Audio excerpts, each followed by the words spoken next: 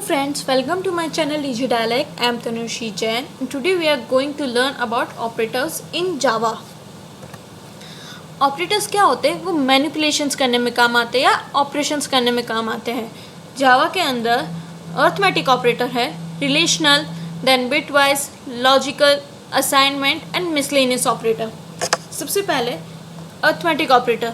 Arithmetic operator क्यों काम में लेते हैं? अपन मैथमेटिकल ऑपरेशंस करने में, यानी जो बेसिक ऑपरेशंस होते हैं ना, प्लस माइनस, वो वाली चीज़ करने में अपन अर्थमेटिक ऑपरेटर काम में लेते हैं. हम यहाँ पे अपन अज्यूम कर लेते हैं x के अंदर 10 एंड y के अंदर 20, और फिर अब अपन इस पर अर्थमेटिक ऑपरेटर परफॉर्म करेंगे. तो सबसे पहला ऑपरेटर कौन सा है? एडिशन, यानी दो चीज़ों को ऐड करना. तो 10 + 20 आउटपुट आ गया 30. सेकेंड है सब्ट्रैक्शन, यानी माइनस करना. तो 10 - 20 आउटपुट क्या आ जाएगा? -10. फिर नेक्स्ट है मल्टीप्लिकेशन, दो वैल्यू को मल्टीप्लाई करना. 10 × 20 आउटपुट आ जाएगा 200. देन है डिवीजन, 10 / 20 आउटपुट. अब यहाँ पे देखना 0 आया. एक्चुअल आउटपुट क्या बनता है मेरा? 10 / 20 0.5. लेकिन ये क्या करता है? ये इंटीजर में आउटपुट देता है, इसलिए आउटपुट मेरा सिर्फ 0 आएगा, 0.5 वो नहीं आएगा. देन नेक्स्ट है मॉडुलस. मॉडुलस क्या करता है? वो रिमाइंडर देता है अपन को. तो 10 मॉडुलो 20 जब अपन करेंगे ना तो आउटपुट आएगा 10, यानी 10 मॉडुलस 20 का रिमाइंडर क्या होता है? 10, इसलिए आउटपुट यहाँ पे 10 आया. फिर इंक्रीमेंट, यानी प्लस प्लस. ये क्या करता है? 1 नंबर ऐड कर देगा. तो x ++ यानी 10 ++ करा तो 10 में एक नंबर ऐड कर दिया, तो इसलिए आउटपुट आया मेरा 11. सिमिलरली डिक्रीमेंट, यानी माइनस माइनस. ये क्या करेगा? एक नंबर कम कर देगा, यानी माइनस कर देगा. तो 10 - तो क्या आएगा? 9. इसको अब अपन कैसे लिख सकते हैं प्रोग्राम में? एक क्लास बनाई है मैंने main, then public static void main लिखा. फिर मैंने x के अंदर 10 असाइन कर दिया एंड y के अंदर 20. दोनों को मैंने इंटीजर टाइप का बनाया है. फिर अपन उसको प्रिंट करा रहे हैं, तो x मॉड्यूलो y लिखा. तो मॉड्यूलो क्या करता है? रिमाइंडर देता है, तो उसका आउटपुट आएगा 10. अब रिलेशनल ऑपरेटर. ये ऑपरेटर क्यों काम में लेते हैं? अपन दो वैल्यूज़ को कंपेयर करने में. अब अपन सिमिलरली x को 10 ले लेते हैं एंड देन y को 20. अब अपन कंपेयर करेंगे, तो सबसे पहला होता है इक्वल टू ऑपरेटर. वो क्या करता है? अगर दोनों वैल्यू सेम है तो आंसर दे देगा ट्रू, वरना फॉल्स. रिलेशनल ऑपरेटर के आंसर्स जो होते हैं वो ट्रू फॉल्स में आते हैं. अब इक्वल टू, तो 10 = 20 नहीं है ना, इसलिए आउटपुट आया फॉल्स. देन 10 ≠ = 20, हाँ, तो 10 20 के बराबर नहीं है, इसलिए यहाँ पे आंसर आया true. Similarly greater than, less than, then greater than और इक्वल टू, और लेस देन और इक्वल टू. नेक्स्ट है बिटवाइज ऑपरेटर. ये क्या करता है?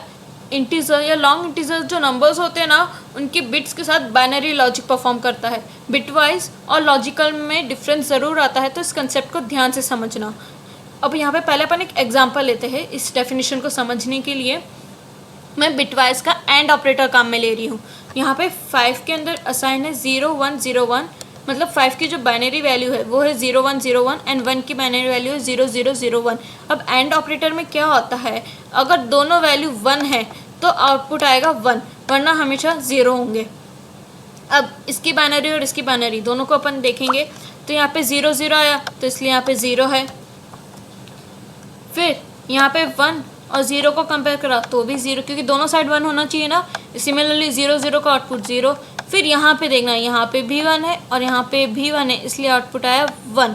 अब क्या करेगा? ये जिसकी बाइनरी होगी ना, वो अपना रिजल्ट आएगा, यानी 0 0 1 किसकी बाइनरी होती है? 1 की, इसलिए अपना आउटपुट आया 1. तो ये सब कैलकुलेशन वो अपन को नहीं दिखाएगा. अपन ने जब इन दोनों के बीच में एंड ऑपरेटर काम में लेंगे ना, तो अपन को सीधा आउटपुट मिलेगा 1. अब इसके ऑपरेटर्स देखते हैं. एंड, जैसा कि बताया था, अगर दोनों में 1 है तो वो 1 देगा. देन और, अगर दोनों में से कहीं पे भी उसको 1 मिल जाता है तो वो वहाँ पे 1 रख देगा, बाकी जगह 0.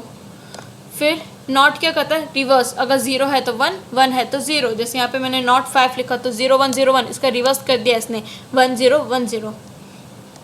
एक्सॉर में क्या होगा? अगर दोनों में से एक जगह 1 है तो 1. यहाँ पे क्या हो रहा था? अगर दोनों जगह 1 1 होंगे ना, तो भी वो 1 रख देगा. जैसे यहाँ पे देखिए, यहाँ पे भी 1 है, यहाँ पे भी 1 है, तो इसने यहाँ पे 1 रख दिया. लेकिन एक्सॉर में क्या? सिर्फ एक ही 1 मिलना चाहिए. यहाँ पे भी मेरा 1 है, यहाँ पे भी 1 है, तो यहाँ पे इसने 0 रख दिया.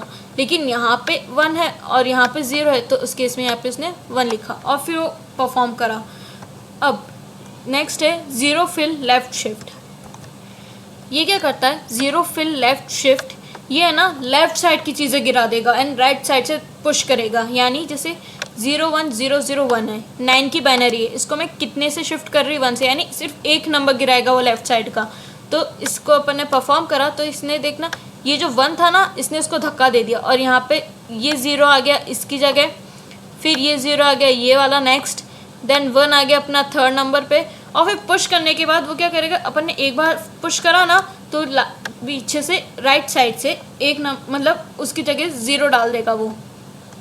सिमिलरली राइट शिफ्ट, ये क्या करेगा, राइट साइड की चीज़ें गिरा देगा एंड लेफ्ट साइड से पुश करेगा। तो इसलिए अपन ने क्या करा, राइट साइड से गिराया है। ओके, तो अब यहाँ पे ये 1 जो था वो तो नीचे गिर गया और लेफ्ट साइड से क्या करेगा, फिर 0 डालेगा, इसलिए ये आया 0 यहाँ वाला, देन ये है नेक्स्ट 0, फिर 1 और लेफ्ट साइड से क्या डालेगा, वो नया 0 ऐड करेगा और एक ही 0 ऐड करेगा क्योंकि यहाँ पे 1 लिखा है इसलिए ये 0।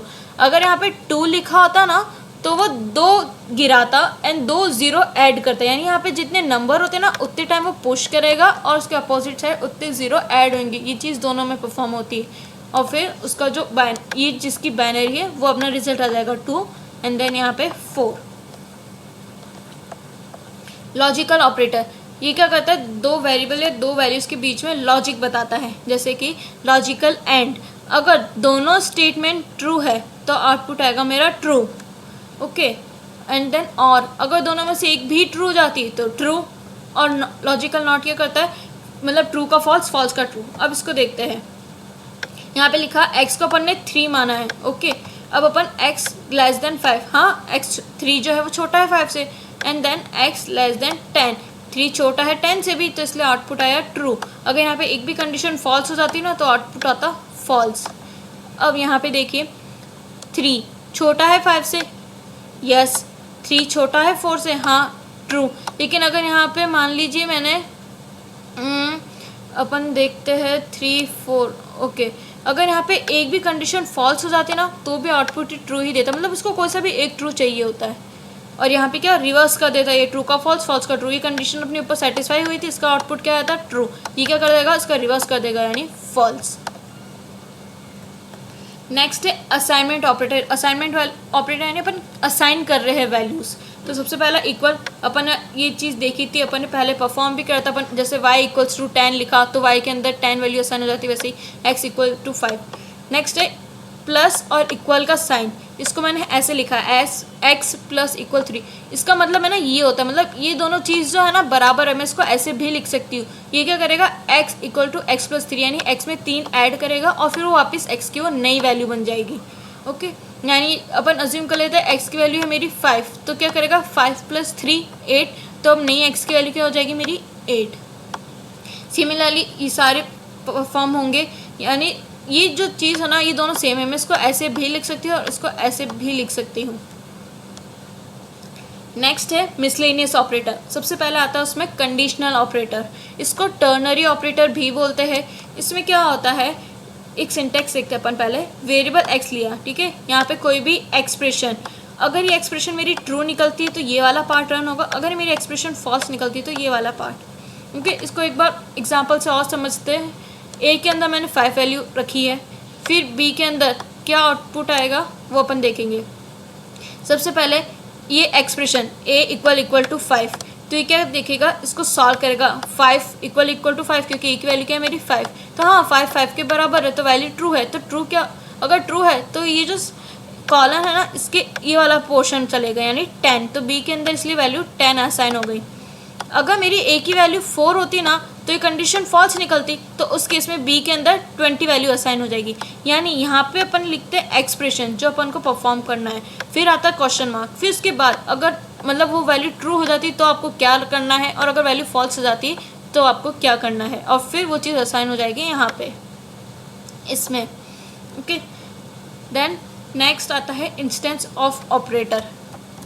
देखो अपन ने एक लाइन पढ़ी थी, object is an instance of class, तो यहाँ पे वही है, ये क्या करेगा, बताएगा कि वो जो ऑब्जेक्ट है वो उस क्लास का है या नहीं, क्लास या इंटरफेस वो उसका है या नहीं है।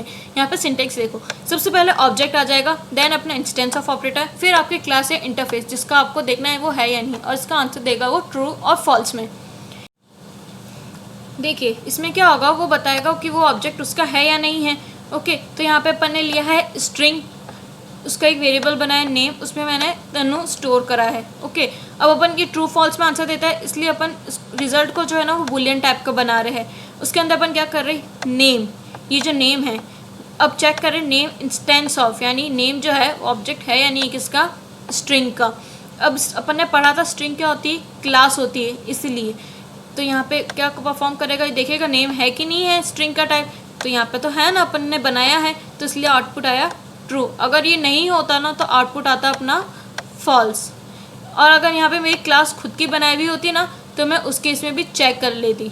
ओके, यानी अपने को यहाँ पे क्या लिखना है, ऑब्जेक्ट जिसका आपको चेक करना है, फिर आपको चेक करना है कि वो उस क्लास का है कि नहीं, इसलिए इंस्टेंस ऑफ, देन किसका चेक, किस क्लास के साथ चेक कर रहे हैं, किस इंटरफेस के साथ चेक कर रहे हैं, यहाँ पे वो चीज़ आ जाएगी। Thank you friends.